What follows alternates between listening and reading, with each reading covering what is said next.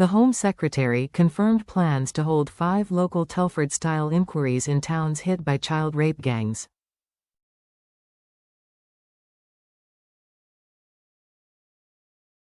But critics are furious and want a national probe. Yvette Cooper has been slammed for a totally inadequate response to the grooming gangs scandal.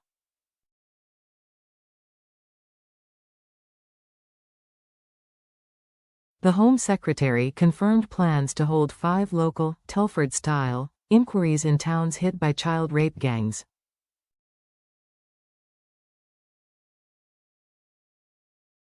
But Shadow Home Secretary Chris Philp said, "Up to 50 towns are affected. What about the rest, don't they matter?"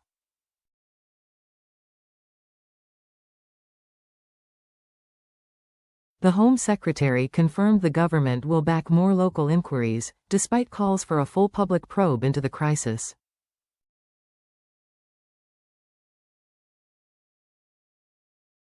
And Ms. Cooper asked police forces to reopen so-called cold cases linked to grooming gangs and child sexual abuse.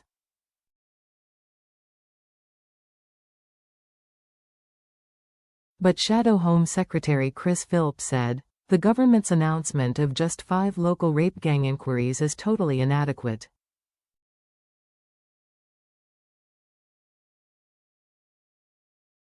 Up to 50 towns are affected.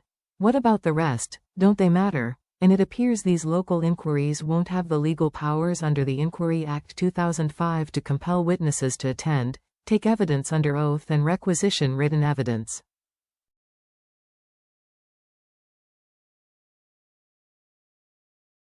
Lack of these powers is why the chairs of the Manchester inquiries are reported to have reigned last year.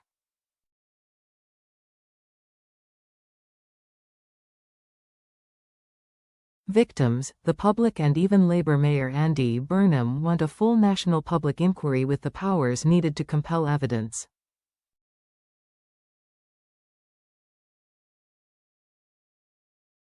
"So do I." In a fiery response to Ms. Cooper's announcements, Mr. Philp told MPs, "What the Home Secretary has announced today is totally inadequate.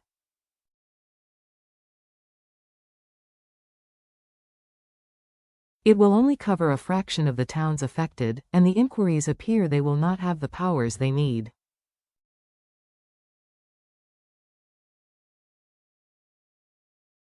That is why we need a proper national public inquiry, covering the whole country and with powers under the Inquiry Act to obtain the evidence needed."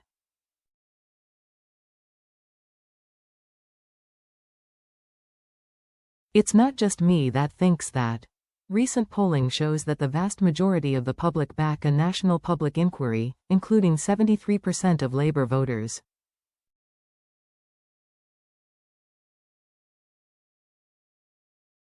But most importantly, so do victims. Jane was groomed and abused at the age of just 12.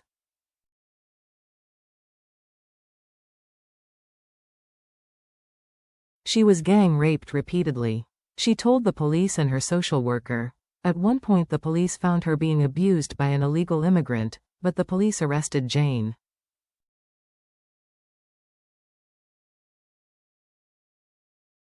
She still doesn't know if any of her abusers have been jailed, or any public officials held to account for their failures.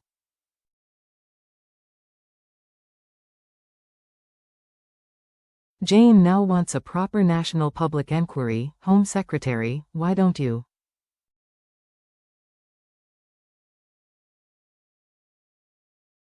In a major statement to MPs in Parliament, the Home Secretary revealed 29 police forces across the country are carrying out 127 major investigations.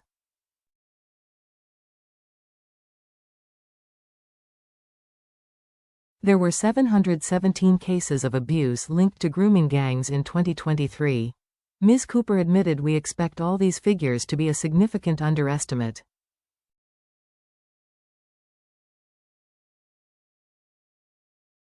She told Parliament, amid calls for a national inquiry into the grooming gangs scandal, "We will also provide stronger national backing for local inquiries where they are needed to get truth and justice for victims and survivors."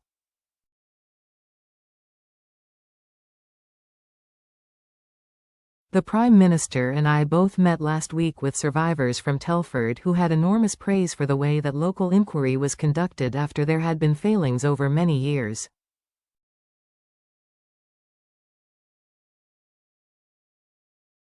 That inquiry led to tangible change, including piloting the introduction of CCTV in taxis, and appointing child sexual exploitation experts in local secondary schools.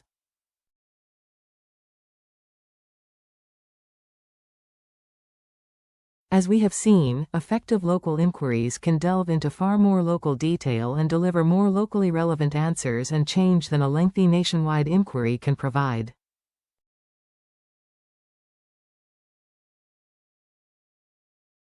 Tom Crowther KC, chair of the Telford Inquiry, has agreed to work with the government to develop a new framework for victim-centered, locally led inquiries, where they are needed, and as a first step to work with Oldham Council and up to 4 other pilot areas.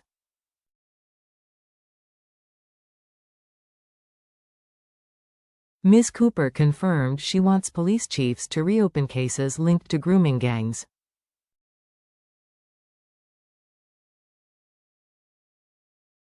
She told MPs, the Child Sexual Exploitation Police Task Force led by the National Police Chiefs Council has estimated that out of the 115,000 child sexual abuse offences recorded by the police in 2023, around 4,000 involved more than one perpetrator.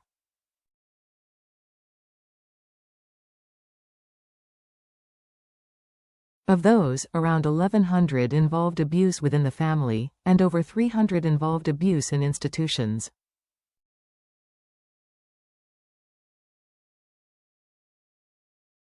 And they identified 717 reported cases of group or gang-related child sexual exploitation.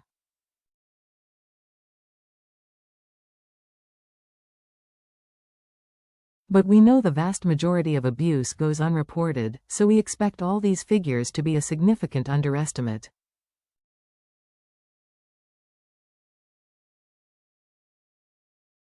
The task force reports that there are currently 127 major police operations underway on child sexual exploitation and gang grooming across 29 different police forces.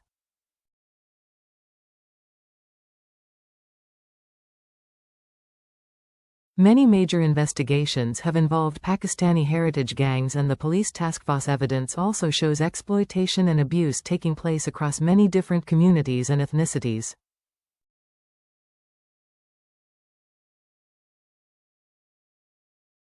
But the data on ethnicity of both perpetrators and victims is still inadequate. We will overhaul the data we expect local areas to collect as part of a new performance management framework.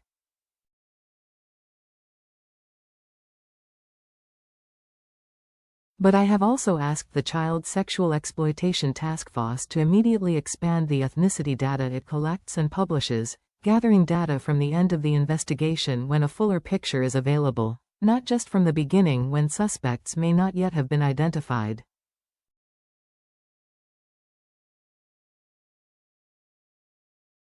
In order to go much further, I have asked Baroness Louise Casey to oversee a rapid audit of the current scale and nature of gang-based exploitation across the country and to make recommendations on the further work that is needed.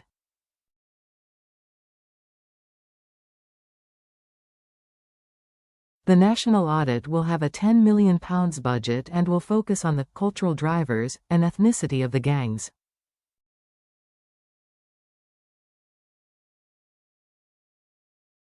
Ms. Cooper added, before Easter, the government will lay out a clear timetable for taking forward the 20 recommendations from the final IICSA inquiry report.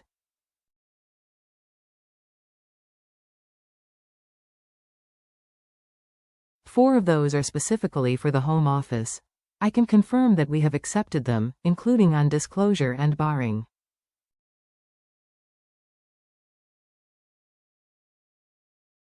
Work on these is already underway. A cross-government ministerial group is considering and working through the remaining recommendations, and that group will be supported by our new Victims and Survivors panel.